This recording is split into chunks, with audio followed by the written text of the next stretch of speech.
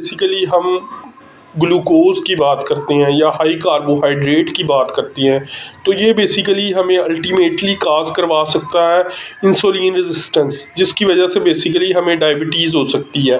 तो इससे बचने का बेहतरीन हल क्या है कि हम बेसिकली हाई ग्लूकोज डाइट या फूड यूज़ करना ख़त्म कर दें।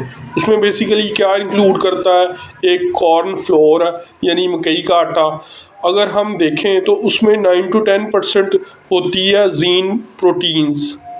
ठीक है, ये बेसिकली जो प्रोटीन्स होती है ये जस्ट लाइक ग्लूकोज होती है, और इसकी वजह से बेसिकली हम हाई ग्लूकोज यानी हाई कार्ब्स कंज्यूम करते हैं, और बेसिकली इस तरह हमारी जो इंसुलिन स्पाइक है वो बढ़ जाती है, यानी हमें डायबिटीज़ हो सकती है, हमें इंसुलिन रेजिस्टेंस हो सकती है।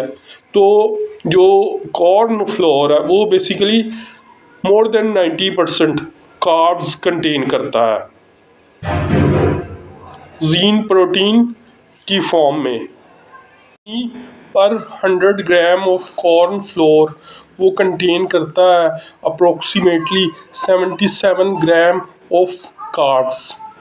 इसी तरह जो वीट होती है यानी गंदम, वो कंटेन करती है 71 ग्राम ऑफ कार्ब्स यानी ग्लूकोज। इसी तरह जो राइस फ्लोर है जिससे हम रोटी भी बनाते हैं आजकल, वो यूज़ हो रहा है। उसके अलावा इससे मिठाइयाँ बनती हैं, ये भी कंटेन करता है अप्रोक्सीमेटली 90% कार्ब्स यानी ग्लूकोज। इसी तरह जो पोटैटो फ्लोर है यानी आलू का आटा, वो कंटेन करता है 93% कार्ब्स यानी ग्लूकोज। इसी तरह टपोएका यानी साबूदाना, उसका आटा या साबूदाना वो कंटेन करता है अप्रोक्सीमेटली 88.7 ग्राम ग्लूकोज या कार्ब्स।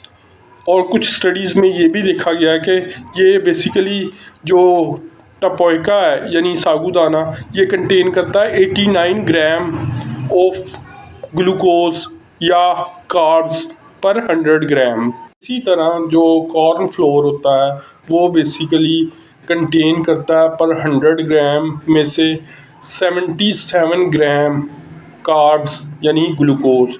और इसी तरह वीट फ्लोर पर 100 ग्राम कंटेन करता है 71 ग्राम ऑफ ग्लूकोज यानी कार्ब्स।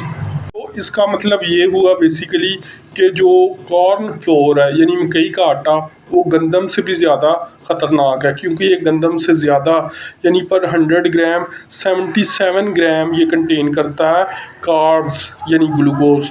जबकि जो हमारा वीट है यानी गंदम, उसका आटा वो कंटेन करता है पर 100 ग्राम 71 ग्राम ऑफ कार्ब्स यानी ग्लूकोज। इसके अलावा ये तमाम फ्लोर्स जिनमें कॉर्न फ्लोर है, राइस फ्लोर है, पोटैटो फ्लोर है, टपोएका है, ये सारी बेसिकली यूज़ होती हैं बेकरी आइटम्स बनाने के लिए, जिनमें ब्रेड, केक, पिज़्ज़ा और रोटीज़ शामिल होती हैं, जो रेडीमेड यानी रेडी टू कुक रोटीज़ होती हैं या ब्रेड्स होती हैं।